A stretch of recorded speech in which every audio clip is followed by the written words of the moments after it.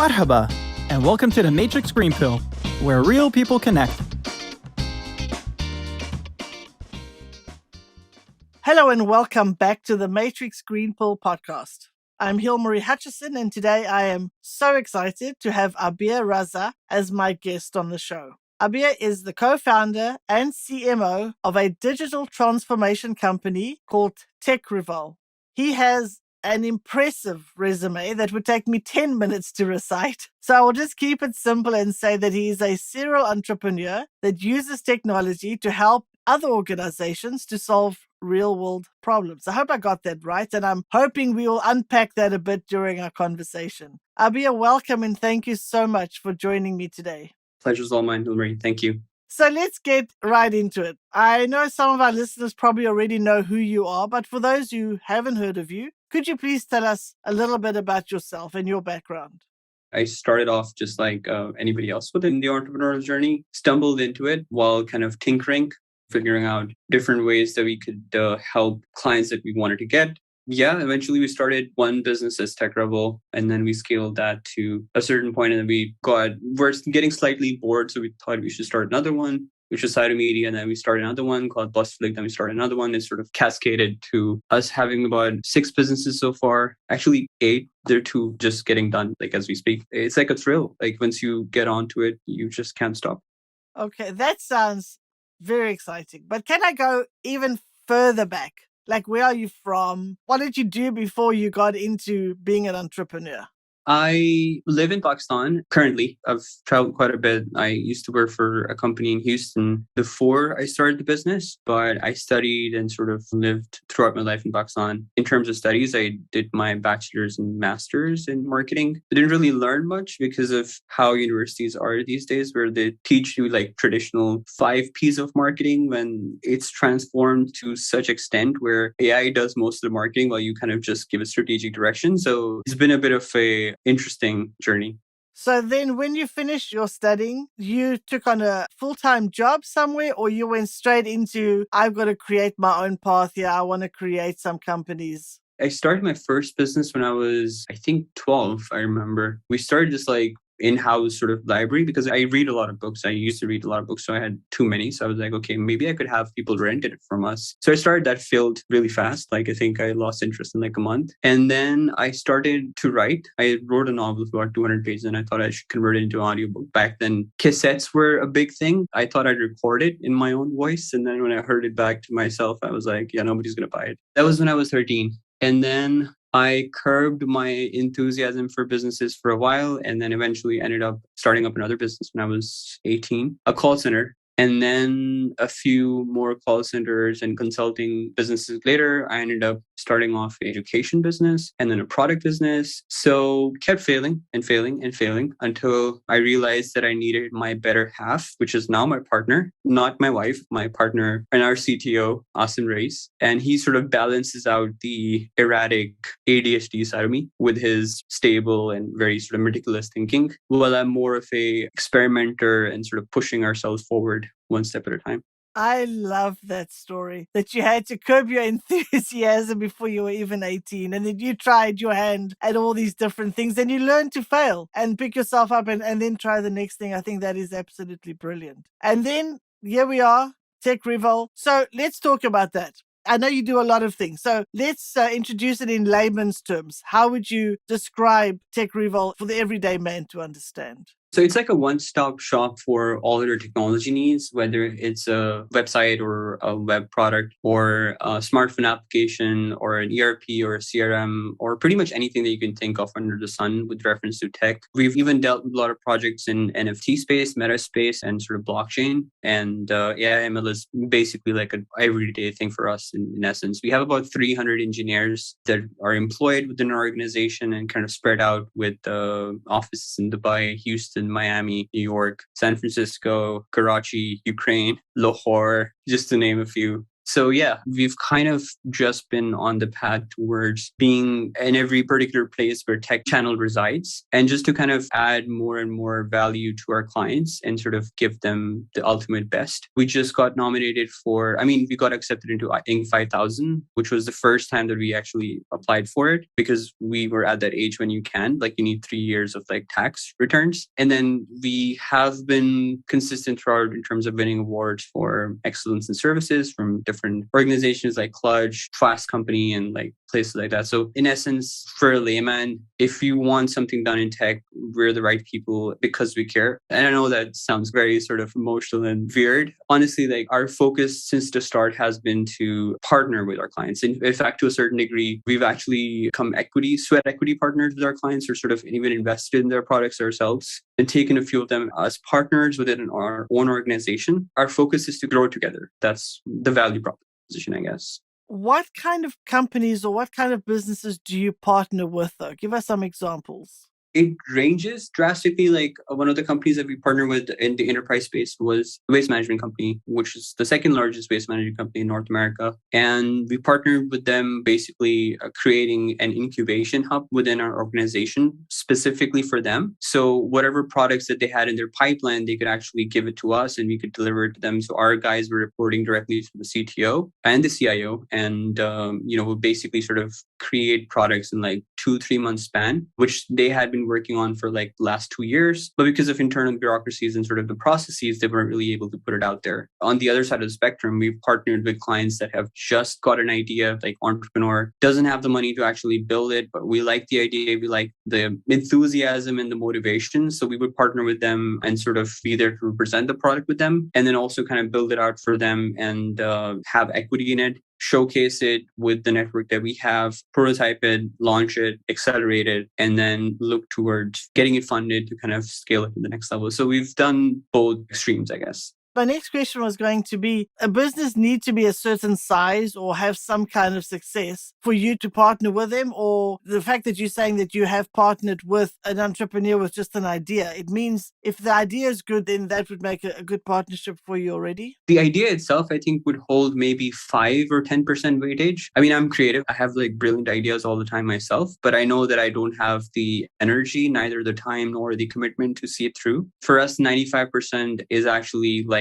the person's abilities. Do they have what it takes? Can they put in 12, 14 hours a day to build it from scratch? And we've done that, as I mentioned, like several times with entrepreneurs, both inside and outside the organization. Like we don't hold back. Like if an employee comes to us and says, I have this idea, I would send them back and say, okay, do more research, convince me that yours is the best idea out there. I'm not really interested in whether or not they're going to come back to me and say, okay, this is why it's the best. No, I just want them to put in the work. I just want them to tell me how their brain functions, for them to kind of show me that they have what it takes to push it through. At the end of the day, like I've been there, like businesses can fail. But the only difference between a failing business and a succeeding business for me is just the mentality. We've had lots of ups and downs, and every time we're coming on a downturn, I see that as an opportunity for us to pivot. But that's just because, I have an entrepreneurial mindset. So if you don't have that, if you fall into like this never ending cascading sort of depression, this is it for me, and you're my CEO, then I'm dead, right? Because I'm the investor. So we need people who have that gumption to just keep going, whatever happens. And if you have that, we can fund you. If you have that, we can mentor you. We can build you up from the grassroots. And we've done that with so many people that now it's like second nature to us. But we need you to have that energy to invest into it. It's all about mindset, and having that mindset that a challenge is an opportunity to pivot. I think that was so well said. I love it. What is one piece of advice then that you would give to an aspiring entrepreneur? Do it. Just get started. Yeah, I mean, stop thinking about it. We get so many people that are like, let's do an NDA, or I'm reviewing this with my lawyer, or we're going to set up this company, or we're waiting for this investor, or we're doing that. I feel like those are just excuses. And I know like I've been there making excuses to myself, but what I've been blessed with / cursed with is extreme level of impatience. So I can't stop myself from doing it. It's like an impulse, but in essence, I also overthink. And I realized that that's the biggest trap that you lay for yourself and you fall into it. by yourself. That time when you start thinking of what ifs or what then or what all. I remember back in the days when I was employed and I just recently gotten married. I had just been like 2 months was when I decided to quit my job, 9 to 5, paying me a lot of money for a person in Pakistan and also in Houston. Again, the dream life for anybody who's from a third world country. And I quit all of that to come back to Pakistan and start my own business, getting paid 1/5 of what I was making at that time. That too, drawing from the savings that we had. It was the stupidest decision. Honestly, I felt that I couldn't live myself if I just let it die or buried that sort of part of me, which was entrepreneurial. And so I stopped overthinking and I just like wrote down on a piece of paper the reasons that I was doing it, just so later on when I failed and I was like, why did I just do this? I could look back on the paper and be like, okay, this was why. So that was my only justification on a piece of paper. And I kept that physical piece of paper till this day. I just feel like, you should stop giving yourself excuses, because at the end of the day, whatever circumstance you're in, if you don't have enough money, if you don't have investors, if you don't have enough research or whatever, you can do all that in due time. But the steps that you take towards it, the first step being at least putting out there what you're thinking, maybe putting it out there on a website. And there's so many website builders that you can easily do that. Creating a logo, maybe even making a name. Once it has shape,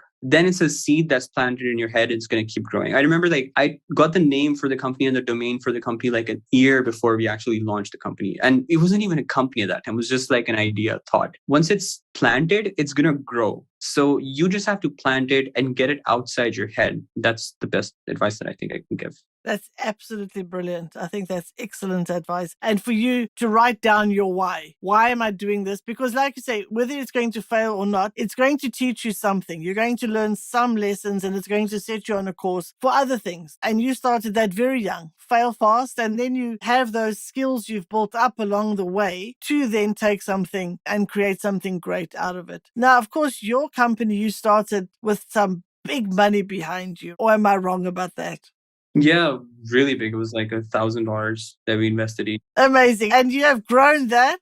That is a lot of money in Pakistan. I had to save up for, I remember my first job, I was thinking about it earlier. Back in the call center days, I used to make, I think about $50 at the start of my career in a month. Oh, wow.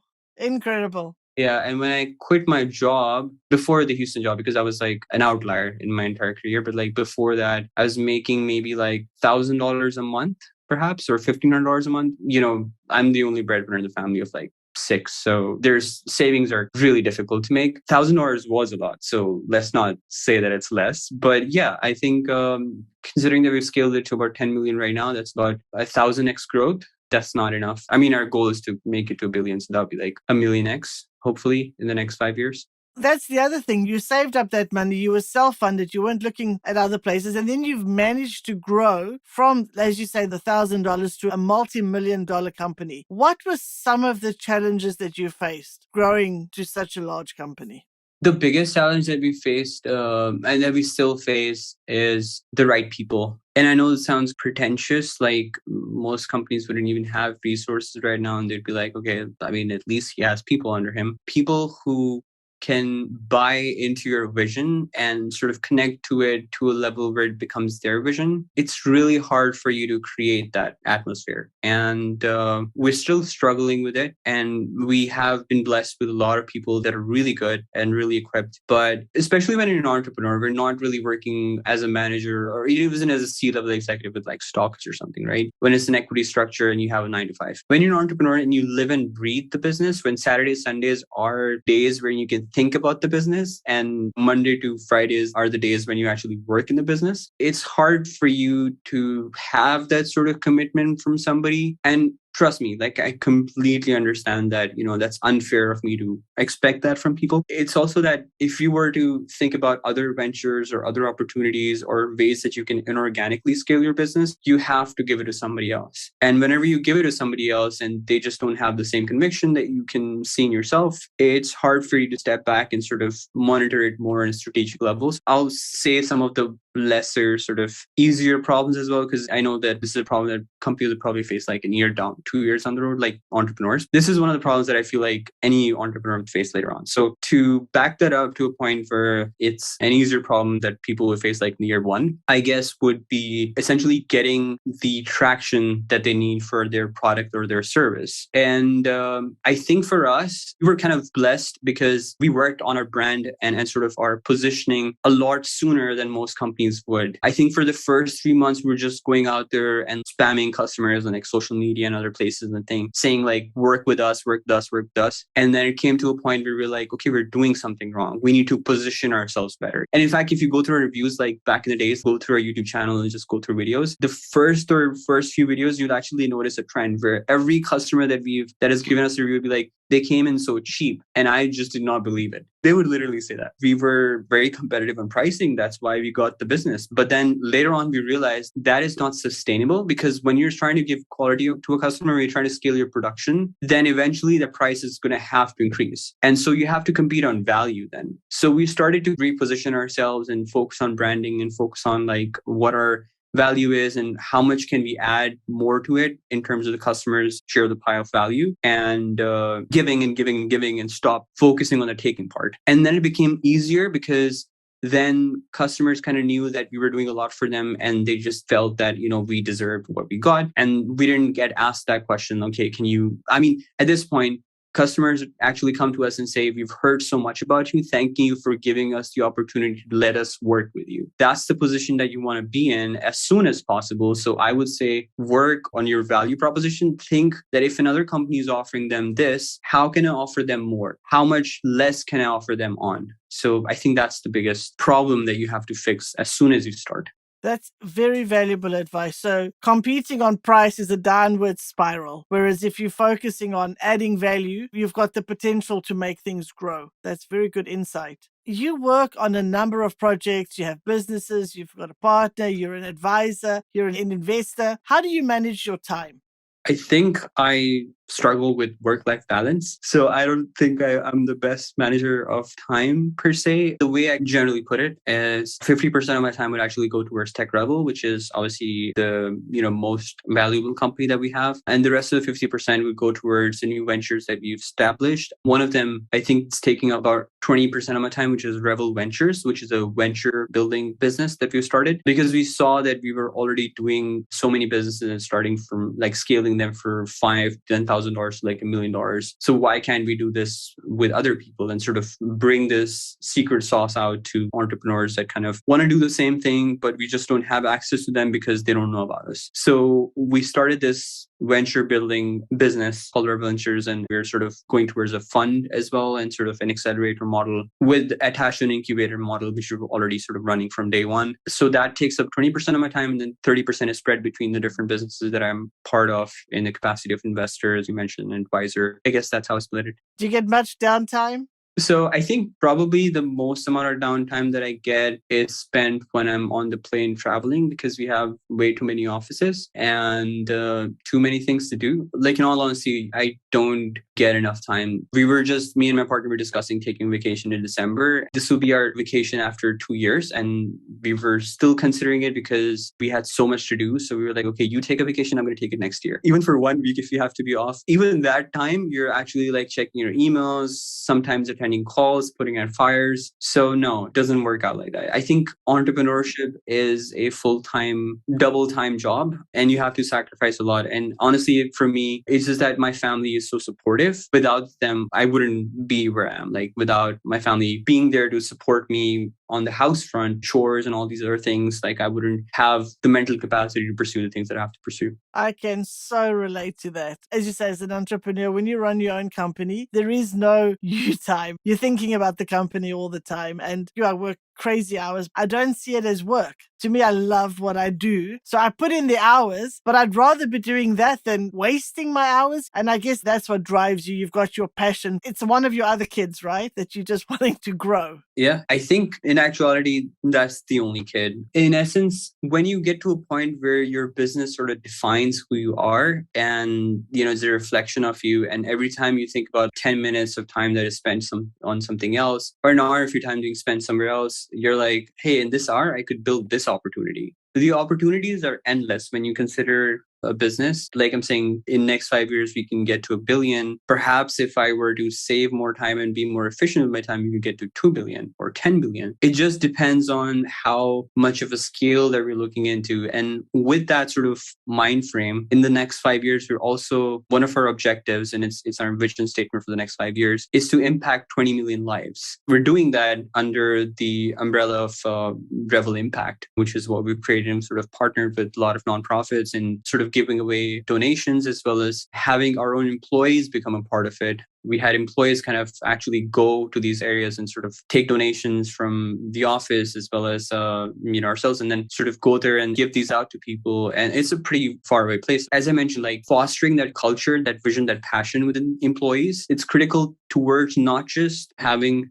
a feel-good sort of atmosphere, but it's also part of what we want to drive home to our employees, as well as through them to our customers, because they can put themselves in a position where they're doing something without any expectation of return for a person that they do not know. Imagine what they can do for a client. They don't care about their Saturdays and Sundays as long as the work gets done. If they understand that, everything that they're putting into the business is actually helping more people than just themselves, more families than just themselves, it inspires them. It kind of gives them that purpose. Without purpose, honestly, life's meaningless. Absolutely. Having a purpose is so important. I love that. And so through your company, through your example, you're also showing how you're giving back to the community. That's excellent. Thank you so much for all the insights and the stories that you have shared with me so far. Now we've come to the segment of our show where I'll ask you a couple of rapid fire questions, our version of a game show. Well, it'll be more than a couple. Are you ready? Sure. Yeah. Let's go ahead. Sunrise or sunset? Sunset. When are you most productive? Sunset. Oh, okay. I know you love to read. Who's your favorite author? I'd say Michael Crichton, but I shouldn't say that because it's a fictional writer. But I love 48 Rules of Power by Robert Greene as well. So anything by Robert Greene, I read. And what is one thing you do every day, no matter how busy you are? Meditate. Oh, excellent. Thank you very much. That was the game show, so that was pretty easy. Before we wrap up, let's do our green pill moment. So what was your green pill moment, the action or event that was the turning point for you or your career? This was back in the days when I was still working at a consulting firm in Houston, and it's one of the biggest consulting firms, like works with Accenture, Deloitte, KPMG, like the top Fortune 500 companies. I was a director there, was pretty handsomely for my age and everything else. Like I was 26 or something. And I had a very good position and everybody kind of loved me, and there was no reason for me to kind of consider anything else. As I mentioned, like I always had this sort of entrepreneurial mindset, which was like, you got to do something, got to do something, got to do something. So I had sort of created a logo and bought the domain and stuff. And I was sitting on it because I was like, no, I'm not going to do it. Like, it's too risky. I still remember like I'd met my partner and we sort of built the website and stuff. And we weren't really doing much with it. It was just sitting there. And I signed the contract with that company and I was like, I'm out. I can't do this. Would just not be right for me to kind of focus my energies on this. So I'm stopping this. And then I went to Houston and I kind of sort of went through experience that you have very offshore and sort of meeting clients and all that. It was amazing. It was good fun. I came back and I remember that my dad got sick. It was pretty bad. He had to be hospitalized and stuff. So I had saved up some money for marriage and stuff. And then all that went into the hospital bills. And I was zero at that time. Then I kind of realized that I didn't want to be in that situation again. I could still save up money and then something else would happen and I would be dirt poor again. I could invest better and all these things like stocks or these things that people keep telling you like you should invest, buy real estate or whatever. Like, I don't know how you buy real estate in a salary of in Pakistan, I was getting paid like $2,000. So how you can save up money when all you get to keep after paying everything is like maybe $200, $300. So I came to the conclusion that I had to do something myself. Even if I had to take the bitter pill to start with, I would be in much better position if I was in control of my own destiny instead of, somebody else deciding what I should get at the end of the month or somebody else deciding what I should be focusing my energies on. I had just too much to offer. And if I were to answer to somebody and I wouldn't be able to use my creative energies towards making something bigger every day, I just would be at nature's disposal. Something else happens, somebody else gets sick or something and I have to pay for it, I'm done for. So I think that was my green pill moment when I realized that it wouldn't be enough. Even if I started getting paid $10,000, my expenses would increase, instability would creep up again. So I needed a way out where I can scale by using my own skills instead of reporting to somebody. Lovely story and a lovely experience. Thank you so much for sharing that. So you could see that the way you were going, you were always going to be at the mercy either of other people or other situations that was outside of your control. It would also mean you wouldn't realize your own full potential. So by taking that plunge, by making that change, taking the risk road, I guess, you've been able to, by taking that green pill, you absolutely changed the course of your life. So that was absolutely fantastic. Thank you so much for sharing that. And I've so much enjoyed this conversation, and I'm so sure our listeners will as well. But before we say goodbye, can you please tell our listeners where they can find and follow you? And of course, we'll put this in the show notes. Well, I'm always available. It's abraza@techrebel.com. If I'm not available, we have a whole team of PR that kind of monitors that email as well. I have an Instagram account. You can follow me there. I don't know what it is, honestly. I'm not really social. In essence, like if you just search up my name, Abeer Raza, you can sort of find a lot of information, my LinkedIn, my Instagram, my YouTube, everything else. Those are access touch points for me. And otherwise, just search up techrebel.com. We do a lot of great work and we'd love to have you, whether as an employee, as an entrepreneur that wants to work with us, as business, whatever it is. If you share the same vision, do get in touch. Thank you again for that. And we will find all those links and we will put them in the show notes for our guests, for our audience. Thank you again, Abeer. It was so lovely talking to you. There's a lot that I could relate to the things you were saying. So I really appreciated that. And I will certainly be following your journey. Thank you so much for the kind words. If you enjoy our conversations, please like and subscribe. See you next Wednesday.